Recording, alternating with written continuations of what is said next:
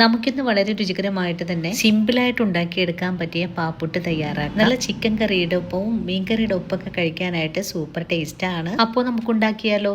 ഇനി പാപ്പുട്ട് തയ്യാറാക്കി എടുക്കാനുള്ള പൊടിയൊന്ന് നനച്ചെടുക്കാം. ഒരു പാത്രം എടുത്ത് വെച്ചിട്ട് ഇതിലേക്ക് നമുക്ക് ആവശ്യമായ പുട്ടുപൊടി എടുക്കാം. ഞാനിവിടെ 2 കപ്പ് അളവിലാണ് എടുക്കുന്നത്. ഇനി പൊടിക്ക് ആവശ്യമായ ഉപ്പ് ചേർക്കാം. കൂടെ തന്നെ പൊടി നനച്ചെടുക്കാൻ ആവശ്യമായ പാല് കൂടെ ഒഴിച്ചു കൊടുക്കാം. പുട്ടിന് നല്ല ടേസ്റ്റ് കിട്ടാനായിട്ട് അരമുറി നാളികേരം തിരുമിയത് കൂടി ചേർത്ത് നമ്മുടെ കൈ ഉപയോഗിച്ച് നല്ലതുപോലെ ഒന്ന് മയത്തിൽ കുഴച്ചെടുക്കാം. പുട്ടുപൊടി നനച്ചെടുക്കുന്നതിനേക്കാളും അല്പം ലൂസായിട്ടാണ് നമുക്ക് ഈ പൊടി കുഴച്ചെടുക്കേണ്ടത്. ഇപ്പോൾ നമ്മുടെ കുഴച്ചെടുത്ത പൊടി അല്പം ഡ്രൈ ആയിട്ടാണ് ഇരിക്കുന്നത്. ഇതിലേക്ക് കുറച്ചുകൂടെ പാൽ ഒഴിച്ചു കൊടുക്കാം. അതിനുശേഷം ഒരു 10 മിനിറ്റ് നേരത്തേക്ക് നമുക്കൊന്ന് റെസ്റ്റ് ചെയ്യാനായിട്ട് മൂടി വെച്ച് കൊടുക്കാം. പൊടി നനച്ചെടുക്കുമ്പോൾ നമ്മൾ ഇതുപോലെ ഒന്ന് പിഴിഞ്ഞു നോക്കുമ്പോൾ പാല് പുറത്തേക്ക് വരുന്ന രീതിയിലായിരിക്കണം. പൊടി ഇനി റെസ്റ്റ് ചെയ്യാൻ വെച്ചു കൊടുക്കുന്ന സമയം കൊണ്ട് പുട്ട് വേവിച്ചെടുക്കാനുള്ള ഒരു ആവി പാത്രം കൂടെ അടുപ്പിലേക്ക് വെച്ചു കൊടുക്കാം. ഇനി നല്ലതുപോലെ ചൂടാക്കിയെടുത്ത ഒരു പാത്രത്തിൽ കുറച്ച് എണ്ണ ഒന്ന് തടവിയതിന് ശേഷം നമ്മൾ കുഴച്ചെടുത്തിട്ടുള്ള പൊടി വാരി നിറച്ചു കൊടുക്കാം. ഇന്ന് നമ്മൾ ഒരു പുട്ടിനുള്ള പൊടിയാണ് നനച്ചെടുത്തിട്ടുള്ളത്. അതിനുശേഷം കൈകൊണ്ട് നല്ലതുപോലെ ഒന്ന് പ്രസ് ചെയ്ത് കൊടുക്കാം. നിങ്ങൾ ഇതുപോലെ കുഴച്ചെടുക്കുന്ന സമയത്ത് വെള്ളം പോരായ്മ വരുവാണെങ്കിൽ കുറച്ചുകൂടെ വെള്ളമെല്ലാം ചേർത്തിട്ട് വേണം ഒന്ന് കുഴച്ചെടുക്കാനായിട്ടും.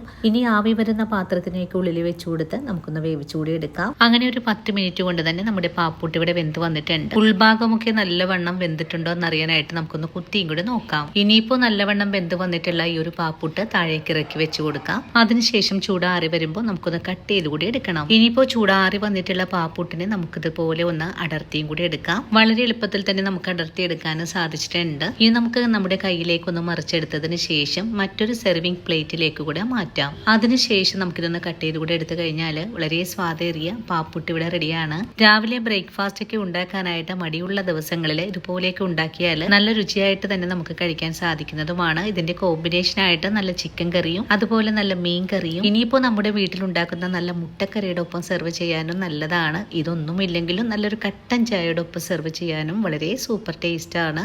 അപ്പോൾ എല്ലാവരും ട്രൈ ചെയ്ത് നോക്കണേ.